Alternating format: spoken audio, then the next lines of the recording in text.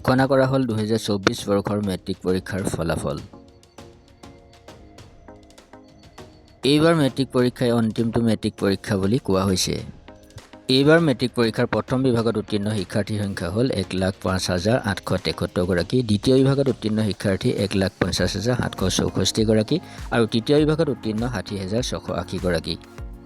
Distinction লাভ কৰা শিক্ষাৰ্থীৰ সংখ্যা হ'ল 6,392 গৰাকী আৰু ষ্টাৰ নম্বৰ লাভ কৰা শিক্ষাৰ্থীৰ সংখ্যা 20,552 গৰাকী। এইবাৰ মেট্ৰিক পৰীক্ষাত উত্তীৰ্ণৰ শতকৰা হাৰ হ'ল 75.7%। ৰাজ্যৰ ভিতৰতে প্ৰথম স্থান অধিকাৰ কৰিছে 593 নম্বৰ লাভ কৰা যোৰহাটৰ অনুৰাগ দলৈয়ে। দ্বিতীয় স্থান লাভ কৰিছে বিশ্বনাথৰ ঝৰ্ণাই শইকীয়াই। ছাত্ৰীগৰাকীয়ে 590 নম্বৰ লাভ কৰিছে।